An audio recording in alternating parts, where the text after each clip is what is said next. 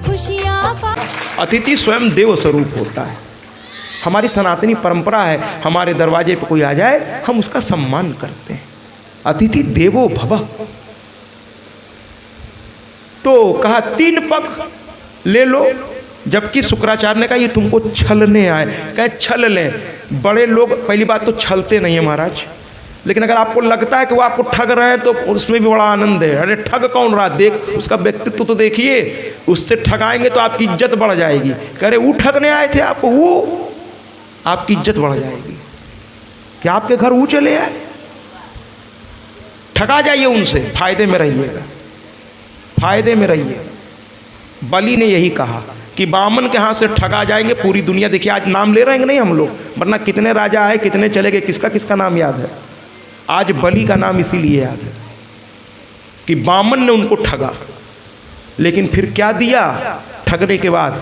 कहा बोलो मैं तुम पे प्रसन्न हूँ, तुम समझ गए, तुम्हारे गुरु द्वारा पता चल गया कि मैं तुम्हें ठग रहा हूँ, मैं तो तुम्हारी परीक्षा ले रहा था, फिर भी तुमने देने से इनकार नहीं किया, बोलो क्या चाहिए? तो कहने लगे बस एक ही बात। कहीं क्या? कहीं इस रूप को पाने के लिए मैंने सब कुछ किया है, अब मेरे घर छोड़ के जाइएगा नहीं। वो कहने लगे तथास्तु, और बलि के साथ साथ भगवान रहने लगे। लक्ष्मी जी को आना पड़ा भगवान को क्षीर सागर ले जाने के लिए। कह रहे हमारा पति वहीं जाके रुक गया, ऐसा भक्त मिला कि दान भी दिया और उनको बैठा भी लिया, इतना खुश कर लिया कि वहीं बैठ गए हैं वो। भगवान भी बड़े दयालु, और दरवाजे पर खड़े हो गए अपने भक्त के, द्वारपाल बन गए भगवान। दान से ऐसा कुछ प्राप्त होता है। दान आपको कोई मूर्ख नहीं बना रहा है महाराज, या कोई आपको शोषण नहीं कर रहा है, दान आप स्वयं के लिए कर रहे हैं। और एक चीज़ ध्यान रखिएगा, दान और दक्षिणा में अंतर है। सुन लीजिए, ये भी सुन लीजिए लगे हाथ। दान अलग चीज़ है, दक्षिणा अलग चीज़ है। दक्षिणा क्या है महाराज? कोई भी ब्राह्मण, कोई भी आचार्य, कोई भी व्यास, कोई भी यज्ञ अनुष्ठान का आचार्य, जब उसको आप दक्षिणा देते हैं तो एक तरह से उसने जो कार्य आपके लिए किया है उसका पारिश्रमिक वो मांगे चाहे ना मांगे, इसलिए दीजिए। जैसे हम अश्वनी और अखिलेश जी दर्शन करने गए थे शंकर भगवान का, तो माला फूल खरीदा इन लोगों ने। आदत है लोगों की, कहे अभी आके पैसा दे देंगे। हमने कहा नहीं अभी दे दीजिए। तो कहे क्यों? हमने कहा जब तक इसको आप पैसा नहीं देंगे ये माला फूल इसी का है, और अगर आप पैसा दिए बिना माली को ये माला फूल अंदर चढ़ा देंगे तो उसका फल इसको मिल जाएगा, भले बाद में आप आके इसको पैसा देते रहिए। इसलिए पहले खरीद के अपना बनाइए, तभी इसका फल आपको। तो किसी ब्राह्मण का पारिश्रमिक जैसे ही उसने ले लिया, उसका किया सब कुछ आपको प्राप्त हो गया। हर चीज़ के पीछे रहस्य है, यूं ही नहीं बनाया, हमारे पूर्वजों ने बनाया। अभी आएगी दक्षिणा देवी की कथा। तो दक्षिणा ब्राह्मण का पारिश्रमिक होता है। जब हर व्यक्ति का एक पारिश्रमिक होता है, आप भी कहीं कोई काम करते हैं तो बिना पारिश्रमिक लिए नहीं करते, चाहे सरकारी नौकरी हो, व्यापार हो, कुछ भी, जो भी आप समाज सेवा तक भी करते हैं तो उसका भी एक पारिश्रमिक आपको प्राप्त होता है। भाई आप मेहनत यहाँ करेंगे तो परिवार चलाने कहाँ जाएंगे? तो जो काम आप कर रहे हैं उसमें से इतना साधु इतना दीजिए, जामे कुटुंब समाए मैं भी भूखा ना रहूं, साध न भूखा जाए। इतना तनख्वाह तो आपको सरकार को भी देनी चाहिए। समझ रहे हैं?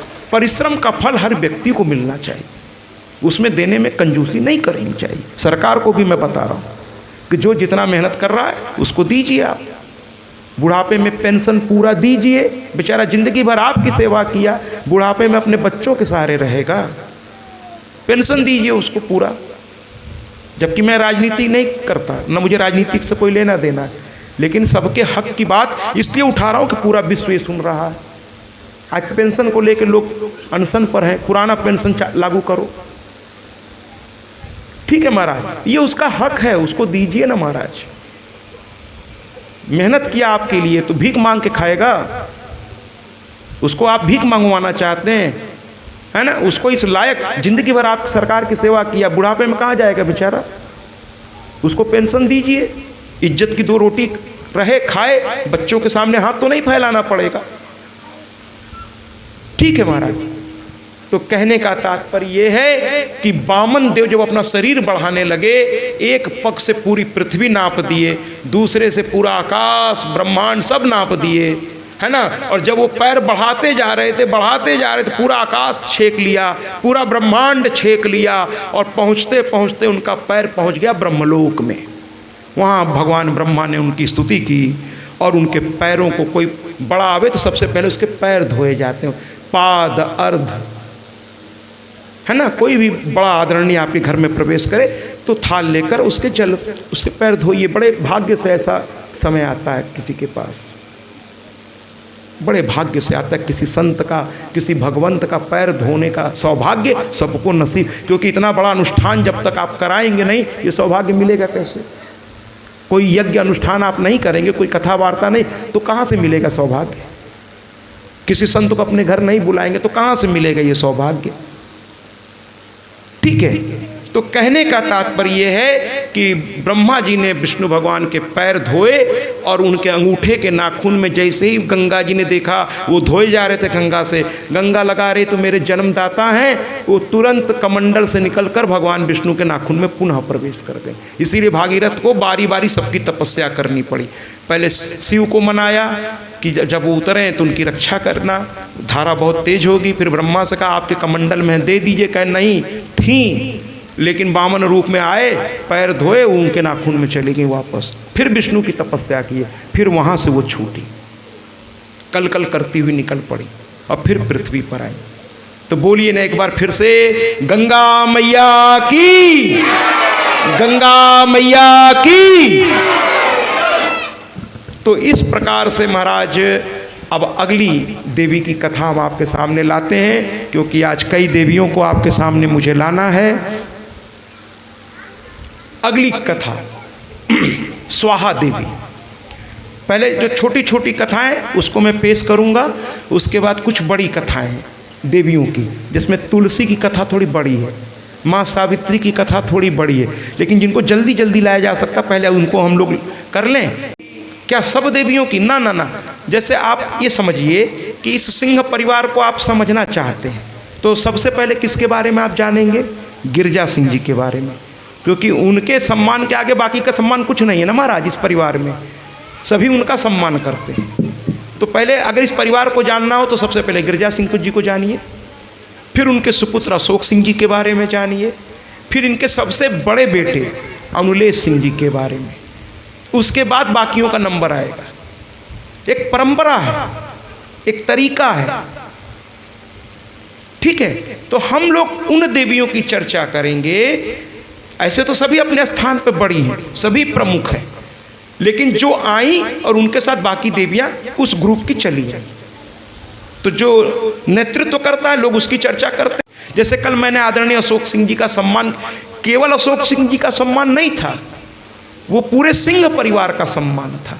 अगर किसी परिवार का सम्मान करना है तो मेरे जैसा व्यक्ति तो यही करेगा कि उस परिवार के मुखिया का सम्मान कर दीजिए, अपने आप उस परिवार का सम्मान हो जाएगा।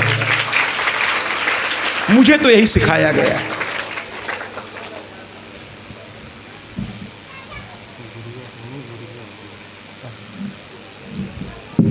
माफी चाहेंगे, गिरजा सिंह जी नहीं, शायद विरजा सिंह उनका नाम है, माफी चाहेंगे। तो कुल मिलाकर के तो उन देवियों की चर्चा हम करेंगे, उन्हीं में बाकी देवियों की भी। तो बैठ करके पूरा कुंडली मत निकालिएगा, अरे इनकर बात तो करवे नहीं भाई। कुछ लोग यही लिए लगे रहते हैं। तो अब इतनी देवी देवता हैं कि अगर सबकी चर्चा कर सकते हैं, लेकिन महीनों लग जाएंगे। एक दिन अशोक सिंह जी को कहना पड़ेगा, भैया अब आपका स्टेशन पर जाने का समय आ गया है। आप समझ रहे हो, हर चीज़ की एक सीमा होती है। तो 9 दिन में ही समेटना है। तो जो बहुत सभी प्रमुख हैं, मैं हाथ जोड़ के बार बार कह रहा हूँ, कान पकड़ के कह रहा हूँ, क्षमा करो, सभी प्रमुख हैं, लेकिन समय की बाध्यता है, इसलिए कुछ लोगों की चर्चा हो पा रही है। लेकिन जिनकी चर्चा नहीं हो पा रही, इसका मतलब ये नहीं कि वो प्रमुख नहीं है, ठीक है। देवी भागवत में जिसकी चर्चा है उनकी चर्चा तो मैं करके ही छोड़ूंगा, मैं अपना काम पूरा करके ही छोड़ूंगा, निश्चिंत। 18,000 श्लोक, 318 अध्याय, 12 स्कंद, वो भी हाँफने लगे, अरे बाप रे कितनी माताएं। तो अंत में उन्होंने जो कहा एक गीत, नाम अनेको एक, नाम अनेको एक मगर माँ एक है।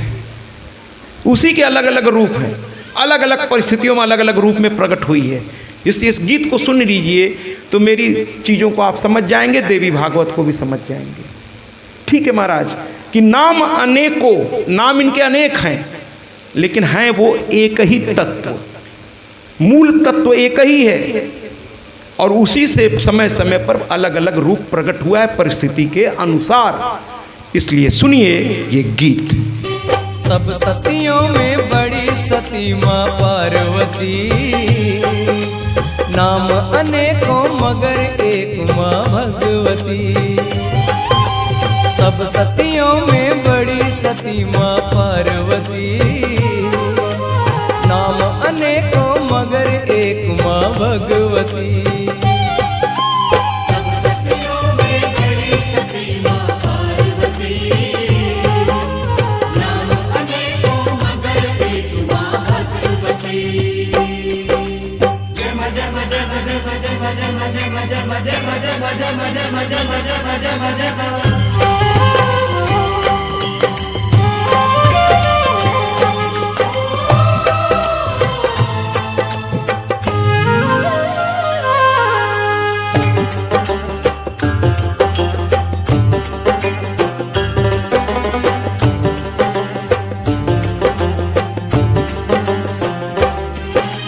सती अंश की प्रचंड ज्योत से प्रगटी जगदम्बे ज्वाला, जिसने अमर वरदान सजानु भक्त अमर कर डाला।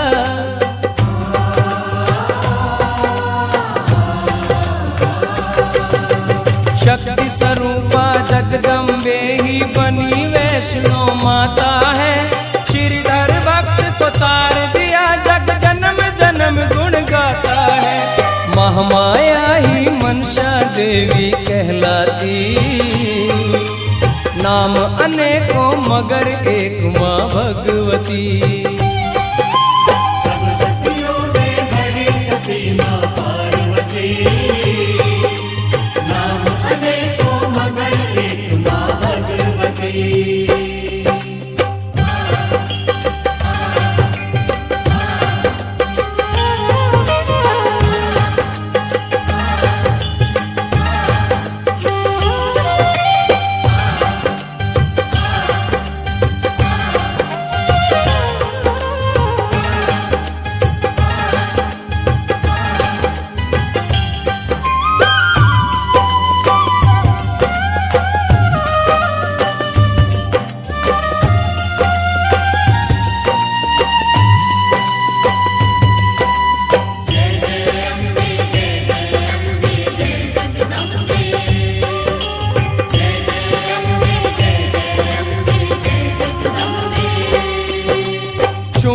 शुंभ का वध करने को जब माता ने ठानी है, लेकर खप्पर खड़क हाथ में बनी कालिका रानी है।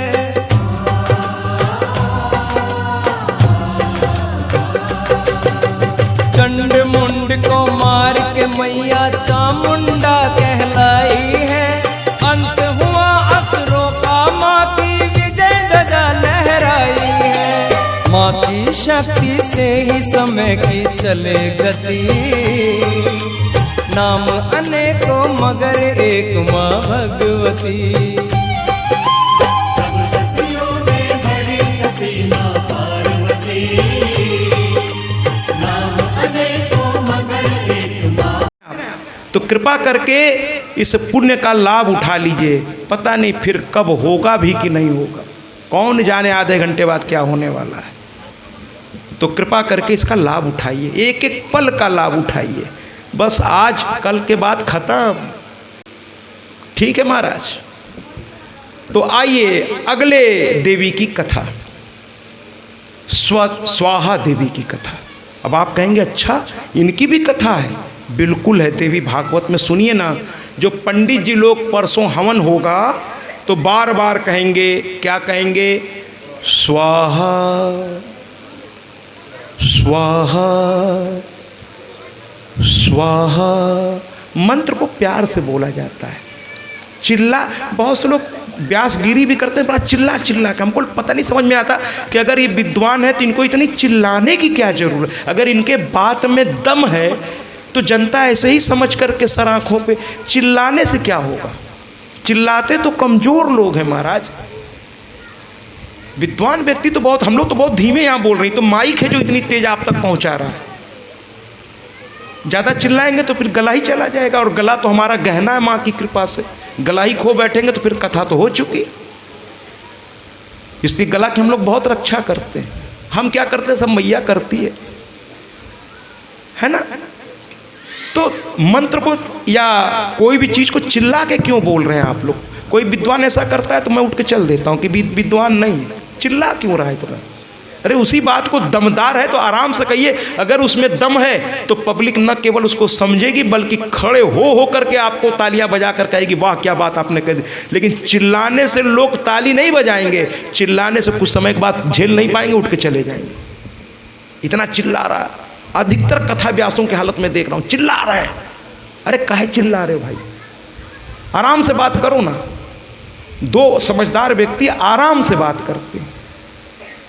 तो आइए स्वाहा देवी की कथा हम लोग प्रारंभ करें, और मंत्र भी स्वस्वर होना चाहिए। बिल्कुल मंत्र भी चिल्ला चिल्ला के नहीं होता है, ऐसे नहीं होता स्वाहा ये क्या है, जो आ रहा वही चला जाएगा, कहेगा अरे बाप रे कौन बोल रहा है। ऐसे नहीं होता है, ऐसे नहीं होता है। मुंह में गुटखा लेकर के नहीं बोला जाता स्वाहा, ये क्या है। ये गुटखा खाने वाले लोगों से दूर होकर रहिए। बहुत से रामचरितमानस करने वाले 24 घंटे का है ना, हारमोनियम ले लेंगे, ढोलक ले लेंगे, मुंह में गुटखा भी ले लेंगे और रामचरितमानस पढ़ रहे हैं। क्या फायदा होगा उसका, खुद मर्यादा में नहीं है उस रामचरितमानस पाठ का क्या लाभ होगा आपको। ऐसे लोगों से रामचरितमानस कराने का क्या लाभ, जिनको खुद मर्यादा नहीं मालूम, उस किताब की अहमियत नहीं मालूम है। तो जो सस्वर, भगवान स्वर से आकर्षित होके आते हैं। अरे प्यार से बोलिए, आप भगवान को बुला रहे हैं, किसी ऐसे वैसे को नहीं। बोलिए प्यार से, वो आकर्षित होके चले। कौन बोल रहा भाई, प्यार से बोलिए। स्वाहा, आराम से बोलिए, क्या जल्दी है। स्वाहा स्वाहा, ऐसे बोलिए ना, बोलिए ना, ऐसे सुनने में भी अच्छा लग रहा है। तो ये स्वाहा देवी कौन। एक बार ब्रह्मा जी की सभा लगी थी, सारे देवता खड़े थे। ब्रह्मा जी ने कहा बताओ पुत्रों क्या बात है। कहने लगे देव बड़ी समस्या आ गई है हमारे सामने। कहने लगे क्या समस्या, बताओ, हम तुम्हारे पिता हैं। अगर पुत्र अपने पिता को नहीं बताएगा तो किसको बताएगा, बताओ क्या समस्या, बताओ हमको। तो कहने लगे देव हमको हमारा हवन का भाग हमें प्राप्त नहीं हो रहा है। ब्रह्मा जी चकरा गए, क्या क्यों, क्या पृथ्वीवासी यज्ञ अनुष्ठान करना बंद कर दिए हैं। कलयुग कभी नहीं आया है, अभी कलयुग नहीं आया है। कलयुग में ये सब होगा ना, लोग कहेंगे अरे ये सब बेकार की चीज़ है, और उसके बाद घर में दुखी रहेंगे।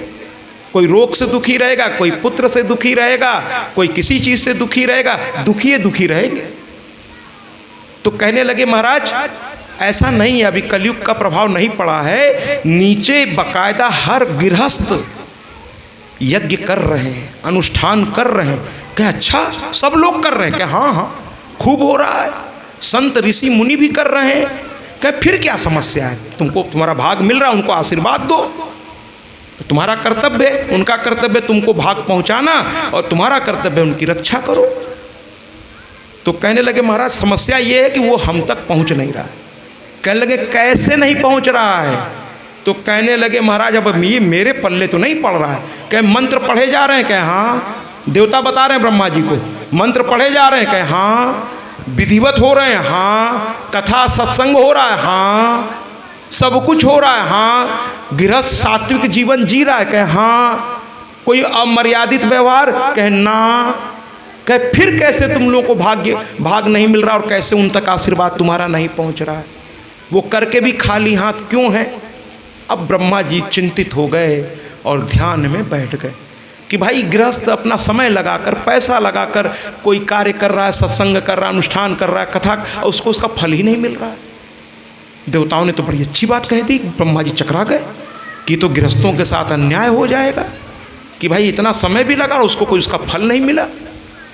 तो अब वो देवी का ध्यान करने लगे ब्रह्मा जी, देवी का ध्यान करने लगे और ध्यान करते करते माँ देवी प्रकट हो गई। माँ देवी प्रकट हो गई। माँ ने कहा बोलो क्या समस्या है। तो उन्होंने बता दिया ऐसी ऐसी बात है। माँ हंसने लगी। माँ कहने लगी देखो तुमने यज्ञ देव की पत्नी, अग्नि देव की पत्नी और भी जितने देव हैं उनका माध्यम तुमने अभी बनाया ही नहीं है।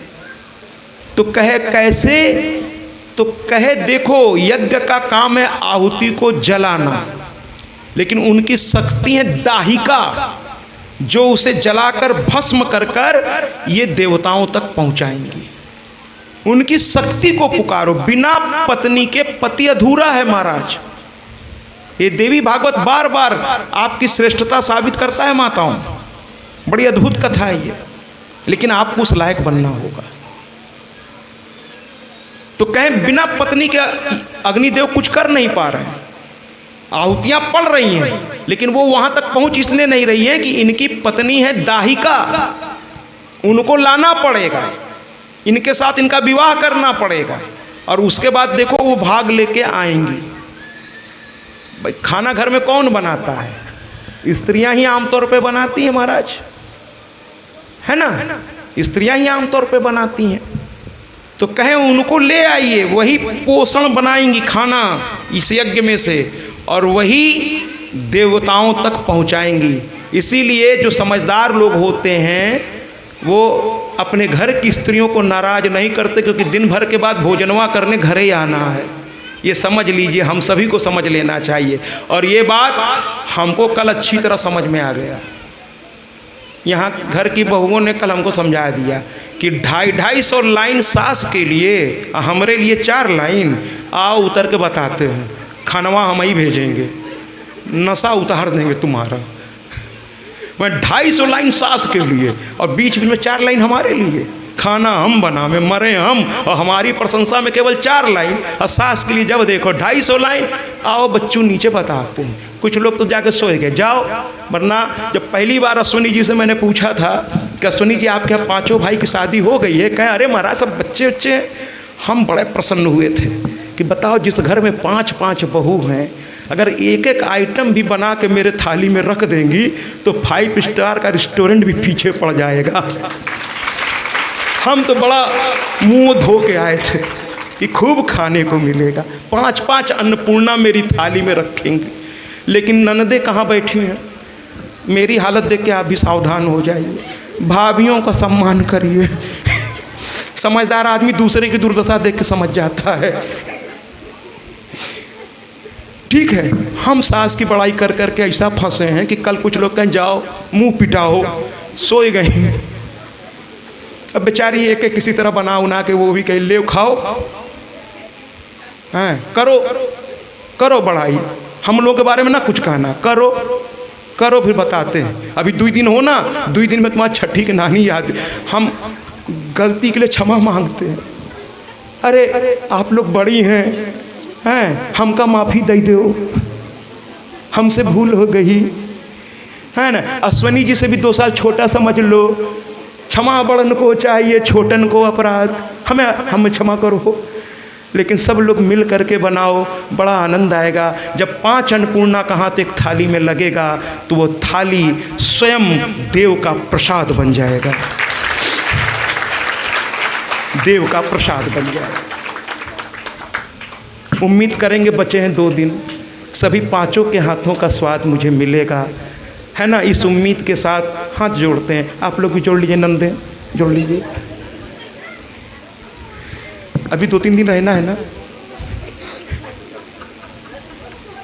क्षमा बड़न को चाहिए, छोटन को अपराध। आप लोग बड़े हो, क्षमा कर दो। अश्विनी जी से 2 साल छोटा ही समझो। सबसे छोटे अश्विनी है ना, उनसे भी 2 साल छोटा।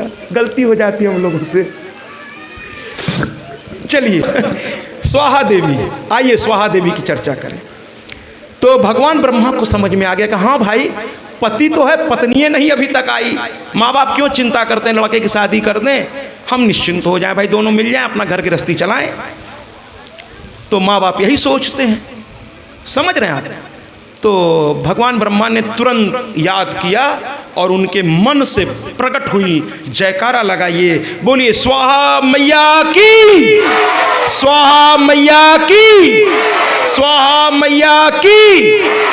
और देवताओं से ब्रह्मा जी ने कहा कि जाकर संतों से कह दो कि जब भी तुम्हारे मंत्र के साथ आहुति डालें उसमें स्वाहा जोड़ देंगे तो ये माता अन्नपूर्णा बन करके आपका भोजन अग्नि से प्रकट करके आप तक पहुंचा दिया करेंगी।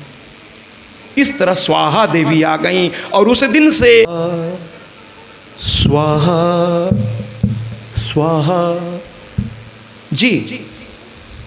अब देवता प्रसन्न हो गए, उनको भाग मिलने लगा। अरे अन्नपूर्णाएं प्रसन्न हो जाएं तो फिर आनंद ही आनंद है। इसीलिए मैंने भी प्रयास किया है, आज देखता हूँ मेरा प्रयास सफल होता है कि नहीं। अन्नपूर्णाएं प्रसन्न हो जाएं तो फिर पेट भरते देर लगेगी महाराज। हाँ, तो आते हैं आगे। अब अगले, अब देवता तो प्रसन्न हो गए, पितृ हमारे दुखी, कहने लगे ये लोग तो छान घोट के बड़े प्रसन्न हो गए, हम लोग ठन ठन गोपाल। अब ये दौड़ के ब्रह्मा जी के पास चले गए।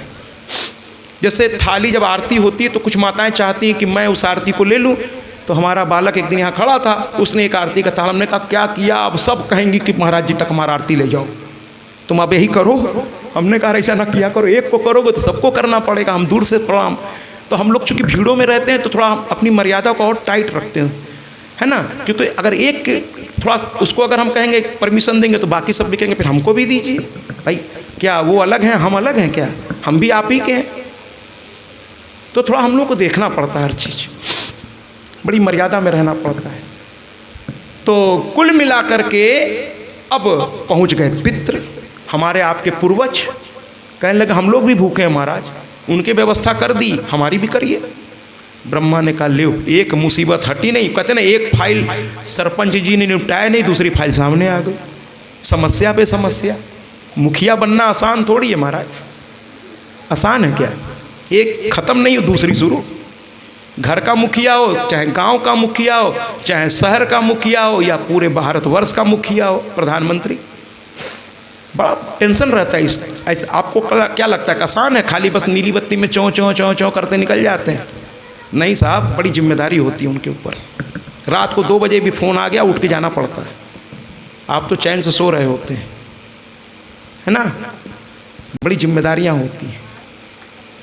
तो कुल मिलाकर के ब्रह्मा जी ने कहा ठीक है जाओ। तो कहे नहीं नहीं, हम भी तभी जाएंगे जब हमें भी कुछ आप दे देंगे। ब्रह्मा जी ने ध्यान लगाया, अब की बार माँ को नहीं पुकारा, वो समझ चुके थे। कहे भाई पितरों की भी पत्नी चाहिए, बिना पत्नी के खाना कौन बनाए। तो उन्होंने याद किया, उनके ललाट से एक देवी और प्रकट हुई। बोलिए ना, स्वधा मैया की, स्वधा मैया की, स्वधा मैया की। हाँ, जब पितरों को हम लोग कुछ भी पिंड चढ़ाते हैं तो हमारे आचार्य क्या कहते हैं, अब स्वाहा नहीं बोलते, क्या बोलते हैं? अब पितृ दिवस शुरू हो रहा 15 दिन का। बहुत से लोग गया जाएंगे, बहुत से लोग अपने घरों में करेंगे अपने अपने पूर्वजों की पूजा। उसके बाद नवरात्र शुरू होगा, शारदीय नवरात्र, ठीक है। तो जब पितरों को हम पिंड दान करते हैं या कुछ भी करते हैं तो हम लोग क्या बोलते हैं? वहाँ स्वाहा नहीं बोलेंगे, वहाँ क्या बोलेंगे? स्वधा स्वधा स्वधा। देखिए मधुरता से बोलिए। आपसे कोई मीठे से बोलेगा तो आपको अच्छा नहीं लगेगा, और कोई कर्कश आवाज में बोलेगा तो आप कान बंद कर लेंगे या वहाँ से हट जाएंगे, अरे हटाओ बहुत चिल्लाता है। ठीक है, प्यार से बोलिए ना, प्यार में बड़ा आकर्षण है। तो स्वधा, स्वधा देवी। चलिए अब आगे चलते हैं। माँ गंगा हो गई, माँ स्वाहा हो गई, माँ स्वधा हो गई, माँ सरस्वती हो गई। अब और भी सुनाते हैं, लेकिन बच्चे की जान लेंगे क्या आप लोग? चलिए अगली कथा। चलिए, लेकिन इस कथा चूँकि थोड़ी बड़ी है, इस कथा के साथ आज की कथा संपूर्ण मानेंगे। कल बचे खुचे दिन में जितना हो सकेगा अधिक से अधिक देवियों को मैं पहुंचाऊंगा। अंतिम के 2 दिन देवियों का प्राकट्य होगा, इसकी जो घर घर में है। ये कथा इसलिए उठा रहा हूँ कि ये आपको ज़्यादा आनंद भी देगी लेकिन कहीं कहीं रुलाएगी भी। बहुत प्यारी कथा है, मन तन सब पवित्र हो जाता है। माँ तुलसी, ये एक गोपिका थी, कृष्ण के यहाँ एक गोपिका थी, इसका भी नाम बिरजा था। कृष्ण को मन ही मन चाहती थी, लेकिन जब कोई व्यक्ति किसी का पति हो जाता है तो वो दूसरी ओर उसका झुकाव होता नहीं, जो संस्कारी लोग हैं। लेकिन दिल पर किसी का जोर नहीं, कब किस पे प्यार आ जाए किसी को पता नहीं होता। तो बिरजा कृष्ण को मन ही मन बहुत प्यार करती थी, उनके आकर्षण से इतनी वो आकर्षित थी, लेकिन वो बहुत छोटे स्तर पे थी, तो वो हिम्मत नहीं कर पाती थी कृष्ण के पास जाके कुछ कहने की, लेकिन मन ही मन दूर से उनको देखती रहती थी। भगवान कृष्ण समझ गए कि राधा के चलते ये आती नहीं है मेरे पास। भगवान ने मन ही मन उसे वरदान दे दिया कि इस जन्म में तो अब राधा को मैंने चुन लिया है, बाद में रुक्मणी आएंगी, सत्यभामा आएंगी, जामवंती आएंगी, है ना, बहुत सारी रानियाँ आएंगी, लेकिन इस जन्म में तुम्हारा नंबर तो नहीं आ पाएगा। लेकिन अगले जन्म में तुम मेरी धर्मपत्नी बनोगी, तुम लक्ष्मी का अंश बनोगी। सच्चा प्यार हो ना तो फिर कोई भी किसी को भी प्राप्त कर सकता है। प्यार सच्चा होना चाहिए। हम आदि शक्ति माता दुर्गा की कथा सुनाते हैं, हम कथा सुनाते हैं, जिनकी कृपा से दुख विपदा संकट मिट जाते हैं, सब खुशियाँ पाते हैं। सुनते ही जिनका नाम असुर और खल घबराते हैं, माँ से थर्राते हैं, जिनकी कृपा से दुख विपदा संकट मिट जाते हैं, भक्त जन खुशियाँ